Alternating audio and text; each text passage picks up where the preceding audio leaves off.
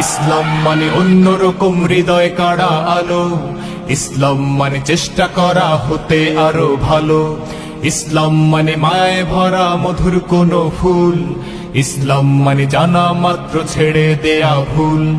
চারিদিকে শুনছি শুধু একটাই স্লোগান, ইসলাম ছিল ইসলাম আছে থাকবেই ইসলাম।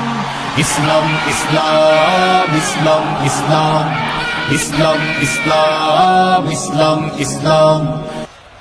ডক্টর খন্দকার আব্দুল্লাহ জাহাঙ্গীর রহিমাহুল্লাহ কর্তৃক প্রতিষ্ঠিত আস-সুন্নাহ ট্রাস্টের বার্ষিক মাহফিলের সম্মানিত সভাপতি, ডক্টর খন্দকার আব্দুল্লাহ জাহাঙ্গীর রহিমাহুল্লাহর একমাত্র পুত্র, আস-সুন্নাহ ট্রাস্টের সম্মানিত চেয়ারম্যান শেখ উসামা খন্দকার হাফিজাহুল্লাহ, উপস্থিত সম্মানিত উলামা একরাম, আল্লাহ রাব্বুল আলামিন আমাদের সবার এখানে আসা বসা, আমাদের কথা বলা এবং শোনার সব কিছুকে আমাদের দুনিয়া এবং আখিরাতের জন্য কল্যাণকর করে দিন, বলুন আমিন।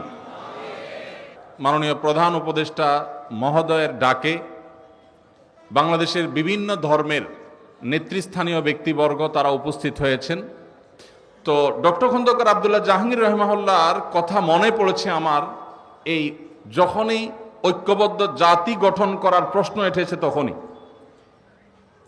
তখনই মনে পড়েছে স্যারকে, এই জন্য যে আজ থেকে 15 বছর 20 বছর আগে এই দেশে ঐক্যের যে ডাক, আলেম সমাজের মধ্যে সবচেয়ে কার্যকর ঐক্যের ডাক যিনি দিয়েছিলেন সেই মানুষটির নাম হলো ডক্টর খন্দকার আব্দুল্লাহ জাহাঙ্গীর রহিমাহুল্লাহ। স্যার যখন ঐক্যের কথা বলেছেন, তিনি যখন ইত্তেহাদ মাআল ইখতিলাফ, তার সেই প্রসিদ্ধ উক্তি ইত্তেহাদ মাআল ইখতিলাফ, বৈচিত্র্যময় ঐক্য, আপনার সাথে আমার 10টা বিষয়ে মতপার্থক্য আছে কিন্তু 100টা বিষয়ে আমরা একমত আছি, যে বিষয়ে একমত আছি ওই বিষয়ে আমরা একযোগে কাজ করি, ভিন্ন মত রেখেও আমরা একসাথে চলতে পারি। এই চিন্তা, এই দর্শন ডক্টর খন্দকার আব্দুল জাহাঙ্গীর রহিমাহুল্লাহ মাহফিলে, সেমিনারে, ইউনিভার্সিটিতে, ক্লাসে, বই পুস্তকে, তার লিফলেটে তিনি দিয়ে গেছেন। আজ তার বিদায়ের এত বছর পরও জাতি যখন ঐক্যবদ্ধ হওয়ার প্রয়োজন দেখা দিয়েছে, আমাদের জাতীয় স্বার্থে ভিন্ন ভিন্ন মতের মানুষ হয়েও আমরা যখন ঐক্যবদ্ধ হওয়ার প্রশ্ন এসেছে, তখন ডক্টর খন্দকার আব্দুল্লাহ জাহাঙ্গীর রহিমাহুল্লাহর নাম সবার আগে মনে পড়েছে। কারণ এই সেই মানুষ যিনি আমাদের মধ্যকার মত বিরোধগুলোকে কমিয়ে সেগুলোকে সম্মানজনকভাবে সুন্দরতম উপায়ে মত ভিন্নতার একটা প্রশংসনীয় জায়গায় আনার চেষ্টা করেছেন। আল্লাহরে বান্দা তার সারা জীবন চেষ্টা করেছেন এ বিষয়ে। আল্লাহ রাব্বুল আলামিন তার কবরকে নূরে নূরান্বিত করে দিন। আল্লাহ রাব্বুল আলামিন স্যারের সমস্ত ভুল ত্রুটি মাফ করে তাকে জান্নাতুল ফেরদাউসের মেহমান হিসাবে কবুল করে নিন। আল্লাহ তাআলা স্যারের এই একমাত্র পুত্র এবং স্যারের প্রতিষ্ঠিত আস-সুন্নাহ ট্রাস্টের চেয়ারম্যান মহোদয়কে আল্লাহ তাআলা স্যারের মতো যোগ্যতা সম্পন্ন মানুষ হিসাবে কবুল এবং মঞ্জুর করে দিন। ভাইরা আমার, আমাদের এই প্রিয় স্বদেশে ছোট্ট একটা জায়গা, নানান মতের মানুষ, নানান পথের মানুষ আমরা থাকি, এত চিন্তার মানুষ আছি। এই যে এই মাহফিলে আমরা এত মানুষ আছি, আমাদের মধ্যেও সবাই কি সব বিষয়ে একমত আছি? অনেক বিষয় আমাদের মধ্যে ভিন্নমত আছে না? কিন্তু ভিন্নমত থাকা সত্ত্বেও কিছু বিষয়ে এক, আমাদের আল্লাহ এক। কোনো ভিন্নমত আছে?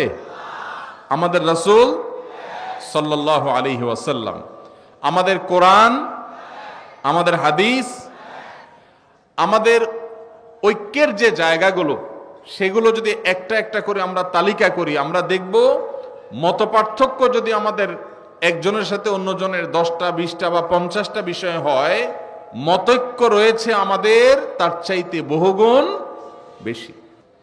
এবং মাননীয় প্রধান উপদেষ্টা মহোদয় আমাদের দেশকে দুর্নাম করবার জন্য, আমাদের প্রিয় মাতৃভূমিকে দুর্নাম করবার জন্য, মুসলমানদের সহনশীলতার যে ঐতিহ্য আছে এই দেশে, সেই ঐতিহ্যকে কালিমা লেপন করবার জন্য যে অপচেষ্টা দেশের বাহির থেকে হচ্ছে, আর দেশের ভেতরে থাকা তাদের যে চক্র আছে, সেই চক্র সেখানে সেই ষড়যন্ত্রের অংশীদার যখন হয়ে যাচ্ছে, এমন একটা কঠিন সময়ে মাননীয় প্রধান উপদেষ্টা ওলামা একরামকে ডেকেছেন। এদিকে আমার আজকে আসুন্না ট্রাস্টে আসার কথা বিকাল 3টায়। যখন রাষ্ট্রের এই গুরুত্বপূর্ণ কাজ, যেখানে আমরা ঐক্যবদ্ধ আছি কিনা এই বার্তাটা দেয়া গুরুত্বপূর্ণ। আমাদের বিষয়ে আমাদের পার্শ্ববর্তী দেশের বিভিন্ন ভুইফোড় গণমাধ্যম, না বলে বলতে হবে বিভিন্ন প্রচার মাধ্যম, বিভিন্ন ইউটিউবার, তারা যখন আমাদের এই প্রিয় স্বদেশ, আমাদের এই প্রিয় ছোট্ট মাতৃভূমি, যে মাতৃভূমিতে আমরা এদেশের মুসলমানরা তাদের ধৈর্য এবং সহনশীলতা দিয়ে তারা এদেশের অন্যান্য ধর্মাবলম্বী ভাইদেরকে বোনদেরকে আগলে রেখেছেন, তাদেরকে এখানে নিজেদের মতো করে বেড়ে ওঠার পূর্ণ স্বাধীনতা এখানে মুসলমানরা প্রত্যেকে যার যার থেকে দেওয়ার চেষ্টা করে চলেছেন। মুসলমানদের এই ঐতিহ্য, তাদের এই সুনাম, তাদের এই সুন্দর আচরণ, তাদের এই ধর্মীয় সম্প্রীতিকে কালিমা লেপন করার যে চেষ্টা চলছে, সেই চেষ্টাকে নস্যাৎ করবার জন্য, সে অপচেষ্টাকে নস্যাৎ করবার জন্য এবং মুসলমানদের মধ্যে যে উদারতা রয়েছে অন্যান্য ধর্মাবলম্বীদের ব্যাপারে, সে বিষয়ে বার্তা দেবার জন্য, অন্য ধর্মাবলম্বী যারা এই দেশে আছেন তারা যে আসলে ভালো আছেন, তাদের ব্যাপারে যে প্রপাগান্ডা চালানো হয় সেগুলো যে মিথ্যা এবং গুজব, সে বিষয়ে তাদের মতামত গ্রহণ করবার জন্য আজ আমরা একত্র হয়েছি। আজ আমাদের এই প্রিয় স্বদেশকে দুর্নাম করবার জন্য যারা যেভাবে চক্রান্তে লিপ্ত, এই দেশের মানুষের খেয়ে, এদেশের মানুষের পরে, এদেশের মানুষের টাকায় চলে কিছু মিডিয়াও তাদের দোসরের ভূমিকায় অবতীর্ণ হয়েছে। এই দুষ্ট চক্র যারা আমাদের এই ঐক্যবদ্ধ বাংলাদেশকে বিভক্ত করতে চায়, দুর্নাম করতে চায়, তাদের সে অপচেষ্টাকে নস্যাৎ করবার জন্য আমরা এদেশের মানুষ বিভিন্ন বিষয়ে, আপনার সাথে আমার মতামত পার্থক্য থাকতে পারে, ভিন্ন মত থাকতে পারে, কিন্তু আমাদের দেশের স্বাধীনতা, সার্বভৌমত্ব, আমাদের দেশের জাতীয় স্বার্থ রক্ষার ক্ষেত্রে আমরা সবাই ঐক্যবদ্ধ। আপনার সাথে আমার যদি 2, 4, 5, 10টা বিষয়ে মতপার্থক্যের কারণে আপনি আমার থেকে দূরে যাওয়াটা গুরুত্বপূর্ণ মনে করেন, জরুরি মনে করেন, তাহলে শত শত বিষয়ে যে আমরা একমত আছি, সেই কারণে কেন আমরা একে অন্যের কাছে আসতে পারছি না? ভাইরা আমার, আজ গোটা পৃথিবীতে আমরা মুসলমানরা যতটা পিছিয়ে আছি, যতটা দুর্বল আছি, বিভিন্ন জায়গায় জায়গায় আজ আমাদের মুসলমানদের উপরে যে নির্যাতন এবং জুলুম চলছে, আমাদের বিরুদ্ধে যে মিথ্যা প্রপাগান্ডা চলছে, সারা পৃথিবীর যেদিকে তাকাবেন সবচেয়ে বেশি মায়ের আমরাই খাচ্ছি, আবার দুর্নামের ভাগীদারও আমাদেরকেই হতে হচ্ছে। এর অন্যতম বড় কারণ হলো আমাদের অনৈক্য, আমাদের বিভেদ, আমাদের মতো বিরোধ, আমাদের একে অন্যের বিরোধিতা করা। আজ এই প্রেক্ষাপটে অন্তত আমাদেরকে ঐক্যবদ্ধ হতে হবে, ঐক্যের গুরুত্ব আমাদেরকে অনুধাবন করতে হবে। আমাদের ঐক্যের যে ফর্মুলা ডক্টর আব্দুল্লাহ জাহাঙ্গীর রহমাল্লাহ দিয়ে গেছেন, সেটা মূলত তার দেওয়া না।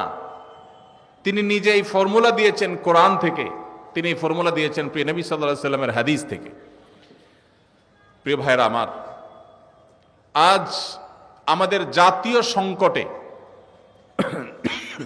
যখন আমাদের দেশকে, এদেশের মানুষকে বিশ্ব দরবারে আমাদেরকে অসহিষ্ণু হিসাবে, আমাদের মধ্যে সম্প্রীতির অভাব আছে এই হিসেবে যখন চিত্রায়িত করার অপচেষ্টা করা হচ্ছে, আমরা যারা মুসলমান আছি, সংখ্যায় যারা আমরা এদেশের নাগরিকদের মধ্যে বেশিরভাগ আমরা মুসলমান আছি, আমাদের দায়িত্ব হয়ে গেছে বিশ্বকে দেখিয়ে দেওয়া যে আমরা ভিন্ন মতের মানুষদের প্রতি আমাদের সহিষ্ণুতা, আমাদের ধৈর্যশীলতার যে দৃষ্টান্ত স্থাপন করতে পারি। সভ্য পৃথিবীর বহু দেশ আছে যারা রীতিমতো আমাদেরকে সবক দেয়, সংখ্যালঘুদের অধিকারের কথা স্মরণ করায় দেয়। তাদের চাইতে আল্লাহ তাআলা আমাদেরকে সহিষ্ণুতা, ধৈর্যশীলতার ক্ষেত্রে অন্তত এক ধাপ হলেও এগিয়ে রেখেছেন, আলহামদুলিল্লাহ। আপনারা দেখেছেন বিগত আমলের শেষের দিকে ফরিদপুরের একটা সম্ভবত মসজিদ নির্মাণকে কেন্দ্র করে বা কোন একটা স্থাপনাকে নির্মাণকে কেন্দ্র করে দুজন শ্রমিক, তাদেরকে অন্য ধর্মাবলম্বী একজন তথাকথিত জনপ্রতিনিধি নির্মমভাবে একটা প্রোপাগান্ডা ছড়িয়ে গণপিটুনি দিয়ে একরকম তাদেরকে নির্মমভাবে হত্যা করা হলো।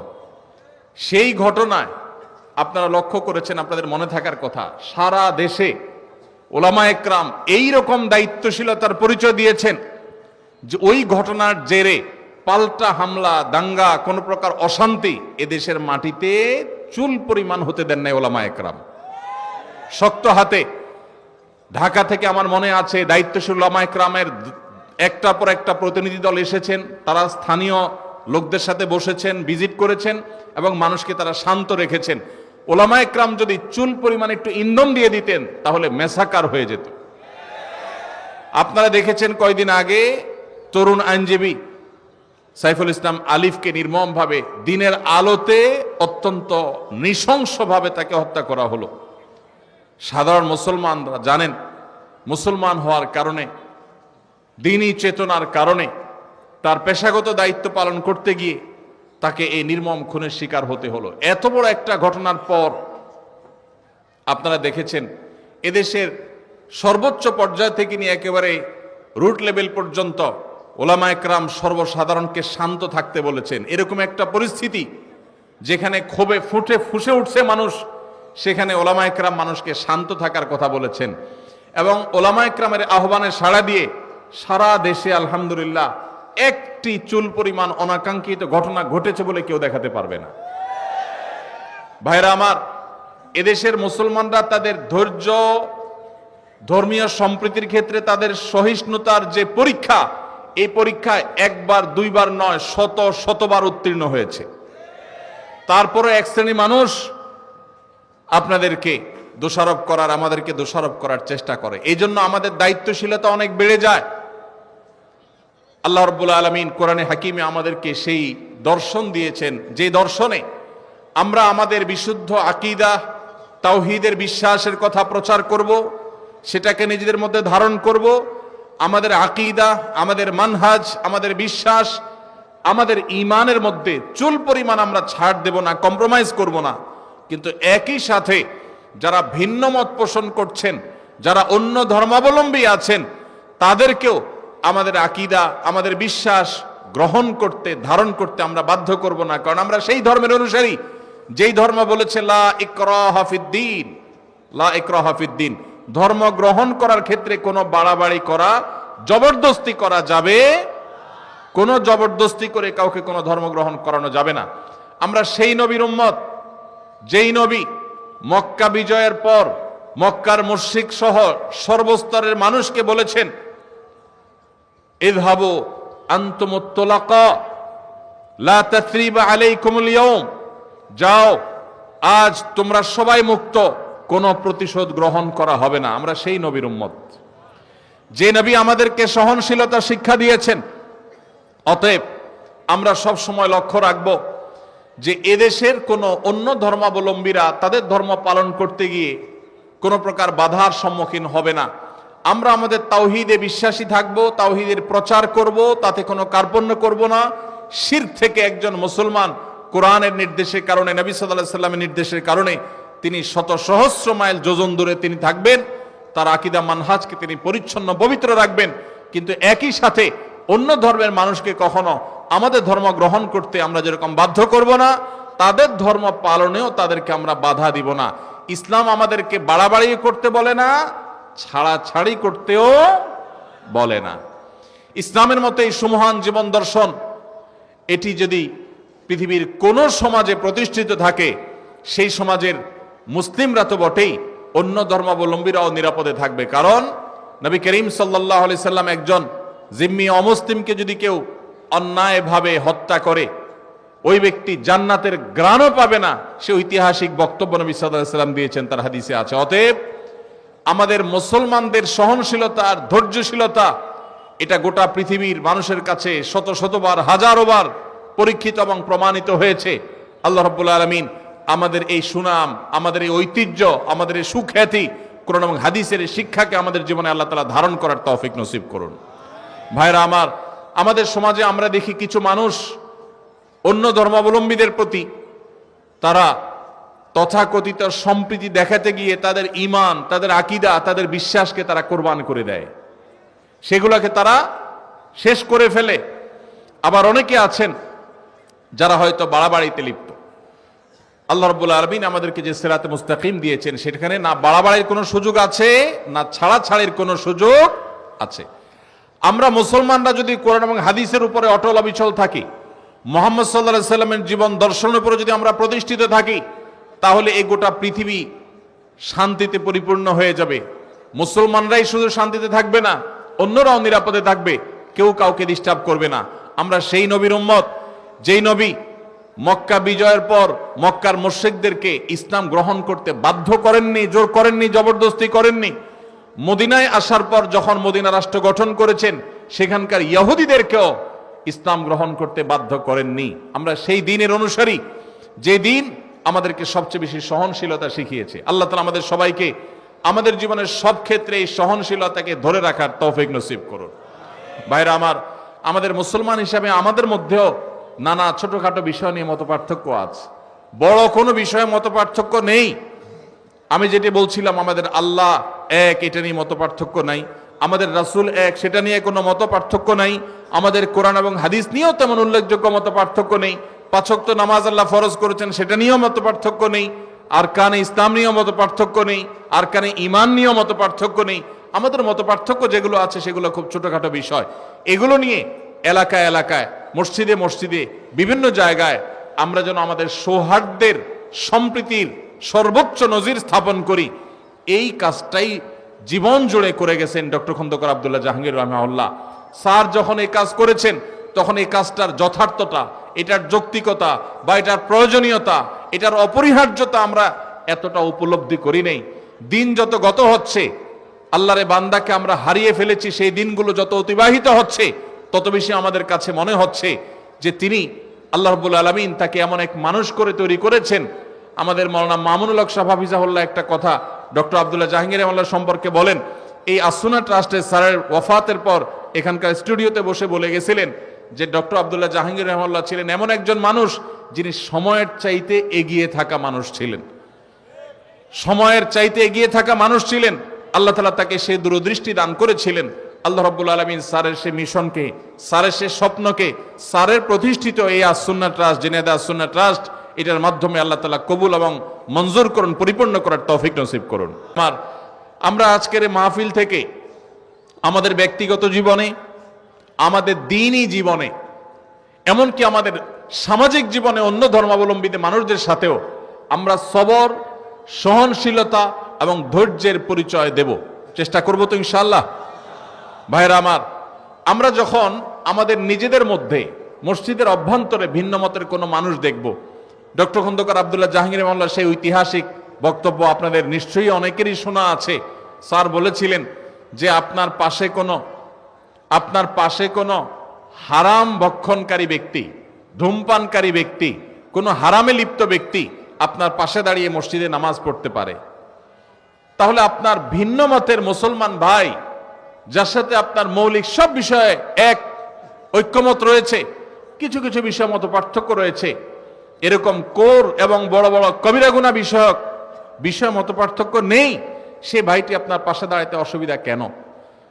স্যার আরেকটা এক্সাম্পল আপনাদের মনে পড়ে, তিনি বলতেন যে আমরা যখন মসজিদে নামাজে দাঁড়াই, জামাত ইসলামের ভাই, চরমনায় পীর সাহেবের মুরিদ ভাই, ফুরপুরা পীর সাহেবের মুরিদ ভাই, আহলে হাদিস ভাই, হানাফি ভাই, বিভিন্ন মতের মানুষ যখন আমরা পাশাপাশি কাঁধে কাঁধ মিলিয়ে দাঁড়াই, আমাদের ভিন্ন ভিন্ন চিন্তা সত্ত্বেও আমরা নামাজের কাতারে ভিন্ন কাতার করি না, আমরা কাঁধে কাঁধ মিলিয়ে দাঁড়াই, তাহলে নামাজের বাহির হয়ে, মসজিদ থেকে বের হয়ে কেন আমরা একে অন্যকে শত্রু মনে করি? আমরা অবশ্যই, আমি যেটাকে আল্লাহ তাআলা আমাকে যে আকলে সালিম দিয়েছেন, এটা দিয়ে আমি কোরআন এবং হাদিসের কষ্টি পাথরে হককে আমি খুঁজে বের করব, সত্যকে আমি অনুসন্ধান করব, সত্যের উপর আমি পরিচালিত হব, এতে কোনো সন্দেহ নেই।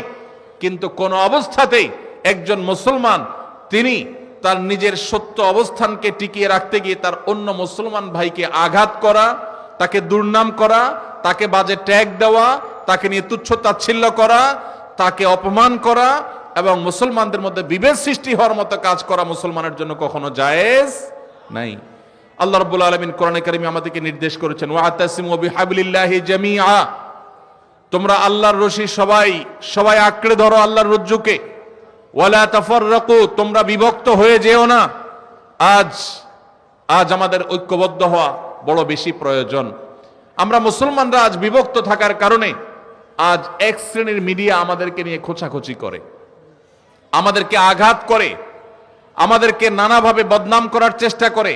আমরা যদি সবাই ঐক্যবদ্ধ থাকি, আমরা যে বিষয়গুলোতে মতপার্থক্য আমাদের আছে সেগুলো থাকুক, সেগুলো থাকা সত্ত্বেও বৃহত্তর ইসলামের স্বার্থে, দ্বীনের স্বার্থে, আল্লাহ এবং তার রাসূল সাল্লাল্লাহু আলাইহি সাল্লামের স্বার্থে আমরা যদি কাঁধে কাঁধ মিলে, আপনার কাজে আমি, আমার কাজে আপনি যদি সহযোগিতা করি, একে অন্যের প্রতি যদি সহযোগী হই, সহমর্মী হই, একযোগে কাজ করি, তাহলে মনে রাখবেন ইসলাম এবং মুসলমানদের চিহ্নিত দুশ্মনদের যে সংখ্যা সেটা এদেশে খুবই নগণ্য।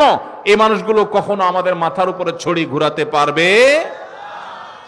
আজ 50 বছর যাবত একটি কালচার আমাদের দেশে চলে আসছে, সেটি হলো হাতে গোনা যাবে এরকম কিছু মানুষ এদেশের ধর্মপ্রাণ মানুষদের উপরে তাদের শাসনের নামে শোষণ চালিয়ে যাচ্ছে। তারাই ন্যারেটিভ দাঁড় করায়, তারাই বিভিন্ন ব্যাখ্যা দাঁড় করায়, বিভিন্ন বয়ান হাজির করে। তারা আমাদেরকে এক এক সময় এক এক ট্যাগ লাগিয়ে নানা সময় কোণঠাসা করে রাখে। কখনো জঙ্গি বলে গালি দেয়, কখনো উগ্রবাদী বলে গালি দেয়, কখনো রাজাকার বলে গালি দেয়। আমাদের বিরুদ্ধে বিভিন্ন ন্যারেটিভ দাঁড় করিয়ে ইসলাম এবং মুসলমানদেরকে কোণঠাসা করার চেষ্টা করে। আমি একটা কথা প্রায় সময় বলি, যারা আমাদের রাষ্ট্র থেকে ইসলামকে সম্ভব হলে জাদুঘরে ঢুকায় ফেলতে চান, তারা 50 বছর যাবৎ সেই কাজ করেছেন, তাতে দেশ পাতাল থেকে আকাশে উঠে যায় নাই। আমরা দেখেছি আমাদের বন্ধুপ্রতিম দেশ মালয়েশিয়াতে তাদের সংবিধানে তারা ইসলামকে ধারণ করেছে, তাদের প্রত্যেকটা ক্ষেত্রে তারা ইসলামকে ধারণ করেছে। তাদের রাষ্ট্রের প্রত্যেকটা এলিমেন্টের মধ্যে ইসলামের কণা আপনি খুঁজে পাবেন, খাঁজে বাজে ইসলাম খুঁজে পাবেন। তারা আমাদের চাইতে এগিয়ে আছে না পিছিয়ে আছে? তাদের কাছে কর্মী হয়ে যাওয়ার জন্য আমরা সিরিয়াল দিয়ে বসে থাকতে হয়। আজ ধর্মকে দূর দূর করা মানুষগুলো 50 বছরে আমাদেরকে তাদের লেভেলে নিয়ে যেতে পারে নাই। এই দেশে বহু আগের জরিপ অনুযায়ী 3 লক্ষের বেশি মসজিদ ছিল, এখন সেটা হয়তো 4 লক্ষে পৌঁছেছে। 4 লক্ষ মসজিদের কমপক্ষে ইমাম এবং মুয়াজ্জিন মিলিয়ে 8 লক্ষ মানুষ, যারা সমাজকে নেতৃত্ব দেয়, লিড করে। জুমার দিন রাত পোহালেই জুমার নামাজ, কয়েক ঘন্টা পরে জুমার নামাজের আজান হবে দুপুরে। এই জুমার দিন রাত পোহালে যে জুমার দিন, সেই জুমার দিনে জুমার নামাজে 12:30 থেকে 1:30 পর্যন্ত 4 লক্ষ মসজিদে, এক একটা মসজিদে যদি গড়ে 150 করে মানুষ নামাজ পড়তে আসে এভারেজে, শহরে বেশি থাকে গ্রামে কম থাকে, সব মিলিয়ে যদি আমরা গড়ে 150 করে মুসল্লি ধরি এক একটা মসজিদে, 4 লক্ষকে 150 দিয়ে গুণ দিলে 6 কোটি হয়। 6 কোটি মানুষ 12:30 থেকে 1:30 এই টাইমে, পুরো সপ্তাহের সবচাইতে ফ্রেশ টাইমটা, যে টাইমটাতে সারা সপ্তাহের সেরা ঘুমটা শুক্রবার সকালে দিয়া, স্কুল নাই, মাদ্রাসা নাই, ব্যবসা বাণিজ্য নাই, অফিস আদালত নাই, সারা সপ্তাহের সবচেয়ে সেরা ঘুমটা দিয়া এরপরে সবচেয়ে ভালো ফ্রেশ করে গোসলটা করে মনে করে জামা পরে সুগন্ধি ব্যবহার করে তাদের সারা সপ্তাহের সবচেয়ে সোনালী সময়টা, সবচেয়ে রিফ্রেশড যে সময়টাতে আছেন, সেই সময়টাতে তারা মিম্বরে ইমাম সাহেবদের মুখের দিকে, খতিব সাহেবদের মুখের দিকে তাকিয়ে থাকেন। বাংলাদেশের সমস্ত টেলিভিশন চ্যানেল, সমস্ত মিডিয়া, সমস্ত রেডিও চ্যানেল একযোগে যত দর্শক, যত শ্রোতা দেখে বা শুনে, শুধু মসজিদের মিম্বর থেকে জুমার দিনে 12:30 থেকে 1:30 এই সময় 6 কোটি মানুষ যে দেখে, সবগুলো মিডিয়া মিলেও কখনো সারা সপ্তাহে এত বেশি সংখ্যক মানুষ তারা মিডিয়াগুলো দেখে না বা মিডিয়াগুলো তাদেরকে রিচ করতে পারে না।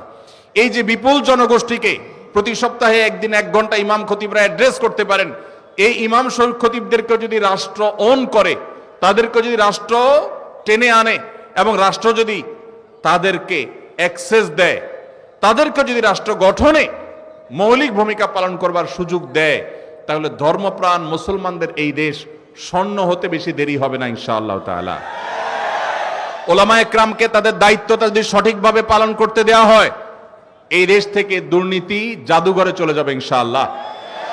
আমরা আশা করব যে নতুন বাংলাদেশে আমরা যে বৈষম্যের শিকার, সংখ্যায় বেশি হয়েও মুসলমানরা আমরা কোণঠাসা, পত্রিকার পাতা খুললে মনে হবে আমরা সবচেয়ে বেশি দোষী, টেলিভিশনের দিকে তাকালে মনে হবে, নিউজের দিকে তাকালে মনে হবে যে আমাদের মুসলমানদেরই দোষ সবচাইতে বেশি। অথচ এই দেশে এই গত কিছুদিন আগে আপনারা দেখেছেন যে দুর্গা পূজার সময় এবং বিভিন্ন সময় 5ই আগস্টে আপনারা দেখেছেন শত শত হাজার হাজার মাদ্রাসার ছেলেরা মসজিদ থেকে, আমার মুসল্লি ভাইয়েরা, তারা বের হয়ে মন্দিরগুলো পর্যন্ত পাহারা দিয়েছেন। এত সহনশীলতা থাকা সত্ত্বেও আমাদেরকে যারা দুর্নাম করার চেষ্টা করে, এই শত্রুদের আমাদেরকে চিনে রাখতে হবে এবং এদের শত্রুতার ব্যাপারে আমাদেরকে সতর্ক থাকতে হবে। সীসা ঢালা প্রাচীরের মতো ঐক্য আমাদের মধ্যে গড়ে তুলতে হবে। আমাদের এই দেশকে কোনোভাবে আমরা দুর্নাম করার কোনো সুযোগ কাউকে দিতে চাই না। এজন্য আমরা ঐক্যবদ্ধ থাকবো ইনশাআল্লাহ। সবাই চেষ্টা করবো তো ইনশাআল্লাহ। আমরা মুসলমানরা আমাদের নিজেদের মত পার্থক্যগুলোকে মত বিরোধের পর্যায়ে নিয়ে যাব না, ঝগড়াঝাটি পর্যায়ে নিয়ে যাব না, আমরা সহনশীল থাকার চেষ্টা করব। ভাইরা আমার, মাসআলাগত বিষয়ে সাহাবায়ে কেরামের মধ্যেও ভিন্ন মত ছিল, মাসআলাগত বিষয়ে সাহাবায়ে কেরামের মধ্যে ইখতিলাফ ছিল, মতের ভিন্নতা ছিল, কিন্তু সেটা কখনো মতবিরোধের পর্যায়ে যায় নাই, সেটা কখনো দৃষ্টিকটু পর্যায়ে যায় নাই, সেটা কখনো আমাদের মতো গন্ডগোল ফাসাদ, একজন আরেকজনকে ব্লেম করার মতো পর্যায়ে যায় নাই। আমরা সেই সাহাবীদের সন্তান। অতএব আমরা আমাদের মসজিদগুলোকে, আমাদের মাদ্রাসাগুলোকে, আমাদের দ্বীনি অঙ্গনগুলোকে সহনশীলতা দিয়ে সাজাবো, চেষ্টা করবো তো ইনশাআল্লাহ। আল্লাহ আমাদের সবাইকে সহনশীল থাকার তৌফিক দান করুন। আর আমাদের সবাইকে অন্য ধর্মাবলম্বীদের ব্যাপারে সহনশীল থাকতে হবে। আমাদের হিন্দু ভাইদেরকে আমি বলতে চাই, বৌদ্ধ এবং খ্রিস্টান ভাইদেরকে বলতে চাই, আপনাদেরকে যারা উস্কে দিচ্ছে, আপনাদেরকে যারা মায়া কান্না করে আপনাদেরকে নানাভাবে বিপদগামী করার চেষ্টা করছে, আপনাদেরকে মুখোমুখি দাঁড় করাচ্ছে মুসলমানদের, এরা আপনাদের শত্রু, আমাদেরও শত্রু, এরা এ দেশের শত্রু, এই মাটির শত্রু। এবং এরা কখনো আপনাদেরকে ধর্মীয় কারণে আপনাদের প্রতি সিম্পেথি দেখাচ্ছে না, এরা রাজনৈতিক কারণে আপনাদের প্রতি সিম্পেথি দেখাচ্ছে। অতএব আমাদের জায়গা থেকে আমাদের সতর্ক থাকতে হবে। কোনোভাবে আমাদের এদেশের সাম্প্রদায়িক সম্প্রীতির যে উজ্জ্বল অতীত আছে, ঐতিহ্য আছে, এই ঐতিহ্যকে কখনো কালিমা লেপন করতে দেওয়া। এদেশের হিন্দু, খ্রিস্টান, বৌদ্ধ তারা তাদের ধর্মীয় কাজ পালন করবে, সেখানে কেউ কোনো নামধারী মুসলমানও কেউ সেখানে বাধা দিতে যাবে না, যদিও মুসলমানরা যায় না। আল্লাহ তাআলা আমাদের সবাইকে, আমাদের প্রত্যেকের যার যার জায়গা থেকে দায়িত্বশীলতার পরিচয় দেওয়ার তৌফিক দান করুন। আজ জাতীয় ঐক্যের যে ডাক দেয়া হচ্ছে, এই ডাক শুনে বারবার কেন ডক্টর খন্দকার আব্দুল্লাহ জাহাঙ্গীর রহমাহুল্লাহর কথা মনে পড়ে? কারণ স্যার রহিমাহুল্লাহ সেই মানুষ ছিলেন, যেই মানুষ এদেশের মুসলমানদের মধ্যে যে ছোটখাটো বিভক্তি বা অনৈক্য আছে সেগুলা দূর করার জন্য রাত দিন সারাক্ষণ তিনি পরিশ্রম করে গেছেন। তিনি এদেশের প্রমিনেন্ট ওলামায়ে কেরামদেরকে বিভিন্ন সময় একত্র করেছেন এবং তাদের মধ্যকার দূরত্ব কিভাবে কমানো যায় তার জন্য তিনি সচেষ্ট ছিলেন এবং তিনি চেষ্টা করেছেন। আল্লাহ রাব্বুল আলামিন স্যারের এই কবরকে নূরে নূরান্বিত করে দিন এবং স্যারের এই প্রতিষ্ঠানকে আল্লাহ রাব্বুল আলামিন ভরপুর কামিয়াব এবং কবুল করবেন, আমিন। ভাইরা আমার, রাত অনেক হয়েছে, আমি খুব বেশি কথা বলবো না, আগেই বলেছি। আপনাদের কিছু প্রশ্ন আছে এবং আমার কিছু আরজি আছে। আমি শুধুমাত্র আমার এই সংক্ষিপ্ত কয়েক মিনিটের বক্তব্যে যে আরজিটা আপনাদের কাছে রাখতে চাই সেটা হলো, আমাদেরকে সবর এবং ধৈর্যের পরীক্ষা উত্তীর্ণ হইতে হবে। ধর্মীয় কারণেও যদি আপনি ধৈর্য হারা হয়ে যান, সওয়াবের পরিবর্তে গুনাহগার আপনি হবেন।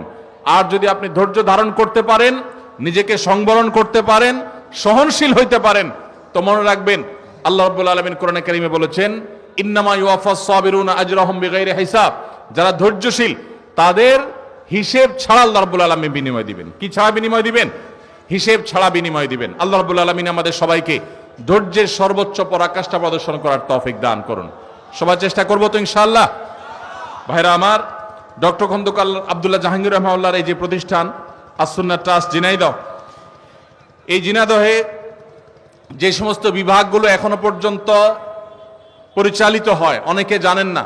আমি আস্তে আস্তে আমার বড় ভাই আদ-দ্বীনের কর্ণধার এবং আকিজ পরিবারের অন্যতম সদস্য, বরং আকিজ পরিবারের গুরুত্বপূর্ণ ব্যক্তিত্ব তথা চেয়ারম্যান, তাকে বলছিলাম আস্তে আস্তে যে এখানকার যে নুরানি বিভাগ আছে এই বিভাগটাতে আমার বেশ কয়েকবার ঘুরে ঘুরে দেখার সুযোগ হয়েছে। বাংলাদেশে কয়েকটা নুরানি বিভাগকে যদি মডেল ধরা যায় তো ডক্টর খন্দকার আব্দুল্লাহ জাহাঙ্গীর রহমাল্লাহ প্রতিষ্ঠিত আসুন্নাহ ট্রাস্টের নুরানি মডেল তার মধ্যে থেকে একটা।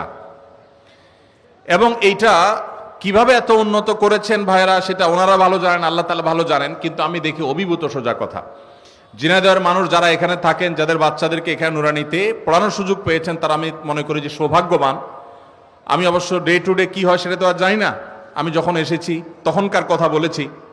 এখানে নুরানি বিভাগের শিক্ষার্থী প্লেতে 157 জন, শিশু শ্রেণীতে 191 জন, প্রথম শ্রেণীতে 177 জন, দ্বিতীয়তে 123 জন এবং তৃতীয়তে 59 জন, মোট 707 জন শুধুমাত্র নুরানির বিভাগের শিক্ষার্থী। একটা নুরানি বিভাগে 700-র বেশি শিক্ষার্থী হওয়া, এটাও আমার মনে হয় বাংলাদেশে খুব বেশি প্রতিষ্ঠানে নাই। এটা একটা অনন্য দৃষ্টান্ত এবং এখানকার নুরানির শিক্ষক এবং নুরানি যারা পরিচালনা করছেন তাদের যে ঐকান্তিক প্রচেষ্টা আছে তার একটা দৃষ্টান্ত এটি। 14 জন শিক্ষক শুধু নুরানি ডিপার্টমেন্টে, মাশাআল্লাহ। এর পাশাপাশি এখানে হিফজ বিভাগ আছে। হিফজ বিভাগে সর্বসাকুল্যে ছাত্রছাত্রী হলো 191 জন এবং শিক্ষক শিক্ষিকা হলেন 11 জন। এখানে একটা উন্নত কিতাব বিভাগ আছে, আলেম তৈরির কারখানা আছে। ডক্টর খন্দকার আব্দুল্লাহ জাহাঙ্গীর রহমাল্লাহকে আমি একবার বলেছিলাম ঢাকায়, বলেছিলাম স্যার আপনি ঝিনাইদহ পড়ে থাকেন কেন? ঢাকা থাকলে কত কাজ করা যায়, ঢাকায় মিডিয়া সেমিনার বড় বড় জাতীয় পর্যায়ে কাজগুলো করা যায়, আপনি মফস্বল জেলায় পড়ে আছেন কেন? আমরা মনে করি রাজধানী কেন্দ্রিক কাজ করতে পারলে অনেক ভালো হয়। তো স্যার আমাকে তখন বলেছিলেন, আমার মনে আছে, তিনি বলেছিলেন যে বাবা সবাই তো ঢাকায় আসে, ঢাকা থেকে তো অনেক কাজই করা যায়, আমি নেড়ার ফকিরের এই এলাকাতে কিছু আলেম তৈরি করতে চাই। এই মাদ্রাসার বীজ যখন তিনি বপন করে গেছেন, তার সেই মাদ্রাসা থেকে দাওরা হাদিস পড়ুয়া ছেলেদেরকে দেখার সুযোগ স্যার পান নাই। কিন্তু আজ সেখান থেকে আলহামদুলিল্লাহ দাওরা হাদিস পাশ করছে ছেলেরা।